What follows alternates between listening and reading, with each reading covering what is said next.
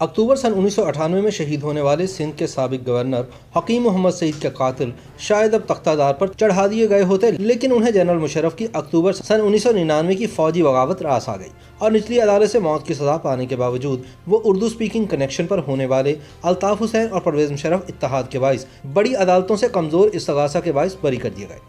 9 जनवरी सन 1920 को दिल्ली शहर में तिब्बे मशरिक से मुंसलिक अतिबा के नामवर घराने में हकीम हाफिज अब्दुल मजीद के घर पैदा होने वाले साबिक गवर्नर सिंध, तबीब और अदविया साजी के इदारे हमदर्द फाउंडेशन पाकिस्तान के बानी हकीम मोहम्मद सईद को 17 अक्टूबर सन 1998 को कराची में शहीद कर दिया गया था। इस हमले में उनके एक नायब हकीम अब्दुल कादिर और एक मुलाजिम वली मोहम्मद भी शहीद हुए।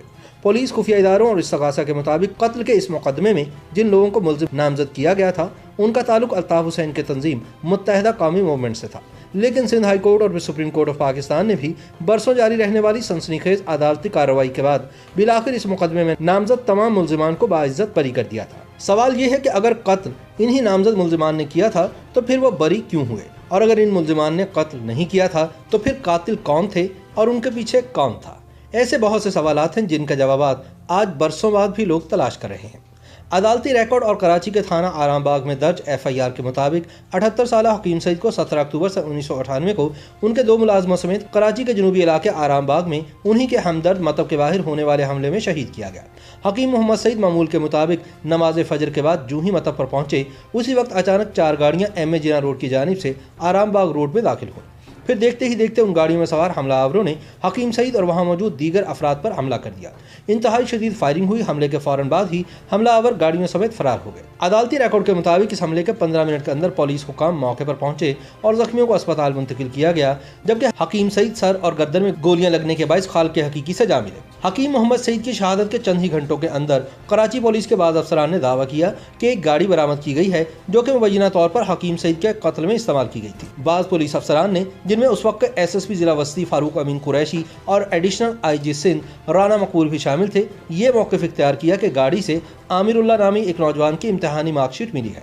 आमिरुल्लाह नामी ये नौजवान मुबैना तौर पर MQM का कारकुन बताया गया, लेकिन जल्द ही सारे मामले में खुद उस वक्त की सिंध पुलिस और कराची पुलिस की क़यादत में इख्तिलाफात की खबरें आ गई। उस वक्त सिंध पुलिस के सरबराह आफ्ताब नबी थे, जिनके भाई इस्लाम नबी मुत्तहदा कौमी मूवमेंट के वफाकी वजीर भी थे, जबकि कराची पुलिस के सरबराह DIG मुश्ताक शाह थे। मुश्ताक शाह ना तो तब अपने मातहत अफसर फारूक अमीन कुरैशी के इस मौक़िफ़ से मुतमईन थे और ना ही आज हैं। पुलिस क़यादत में मुबैना कातलों के बारे में इख्तिलाफात की तस्दीक करते हुए मुश्ताक शाह का कहना है कि कत्ल के फौरन बाद उन्हें स्टेट गेस्ट हाउस बुलवाया गया। उनका कहना है कि वहाँ वज़ीर आज़म नवाज शरीफ, वफाकी वज़ीर चौधरी निसार अली खान, चीफ सेक्रेटरी सईद मेहदी कुरैशी और 4-5 अफसरान थे। इस मीटिंग में मुझे तासुर मिला कि जैसे केस हल हो गया है और मुझे खबर भी नहीं।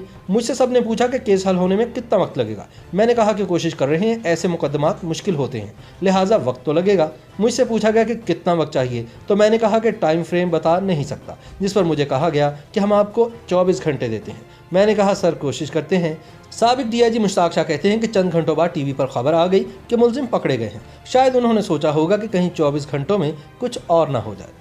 तज्ज़ियाकारों के मुताबिक वज़ीर आज़म नवाज शरीफ ने उन पुलिस अफसरान से इत्तफाक किया जिनका ख्याल था कि हकीम सईद के उस कत्ल में MQM मुलव्विस थी। नवाज शरीफ ने हकीम सईद के कत्ल का इल्ज़ाम MQM पर धर दिया और मुतालबा किया कि MQM नामजद मतलूब मुल्जिमान को हुकूमत के हवाले करे।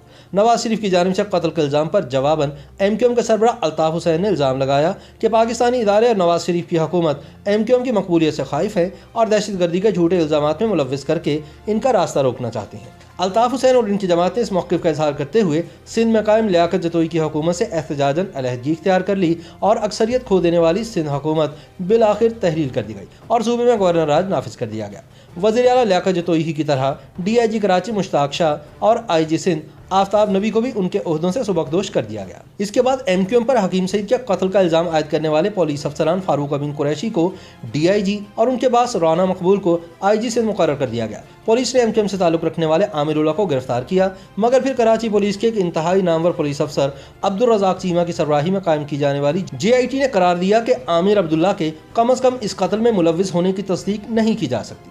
नए IG और DIG की क़यादत में पुलिस ने MQM से ताल्लुक़ रखने वाले नामजद मुल्जिमान के खिलाफ छापों और गिरफ्तारियों पर मुश्तमिल क्रैकडाउन शुरू किया। हकीम सईद के मुकदमा कत्ल में पहले खुसूसी फौजी अदालत में कार्रवाई शुरू हुई और फिर सुप्रीम कोर्ट के हुक्म पर जब ये फौजी अदालतें खत्म हुई तो मुकदमा इंसदाद दहशतगर्दी की खुसूसी अदालत को मुंतकिल कर दिया गया, जिसने मुल्जिमान को मुजरिम करार देकर मौत की सजा सुना दी। मगर कई बरस बाद सिंध हाई कोर्ट और सुप्रीम कोर्ट ऑफ पाकिस्तान दोनों ने ही ATC का फैसला कलअदम करार देते हुए तमाम मुल्जिमान को बाइज्जत बरी कर दिया। साबिक IG सिंध राना मकबूल के मुताबिक मुशर्रफ दौर में MQM को सहूलत मिली। इस्तगासा ने मिली भगत के जरिए अदालत में केस की वैसी पैरवी नहीं की कि जैसी होनी चाहिए थी। तजियाकारों के मुताबिक MQM को भी नवाज शरीफ हुकूमत में हकीम सईद के कत्ल के बाद क्रैकडाउन का सामना था और रियासत की जानिब से मुखालफाना और मुआंदाना रवैये और इस पकड़ धकड़ से निजात की सहूलत खुद MQM को भी चाहिए थी, जो मुशर्रफ हुकूमत का हिस्सा बनकर ही मिल सकती थी। चुनांचे सिंध हाई कोर्ट ने 31 मई सन 2001 को हकीम सईद के कत्ल में मुलव्विस मुल्जिमान की सजा कलअदम करार देते हुए इन्हें रिहा करने का हुक्म दे दिया।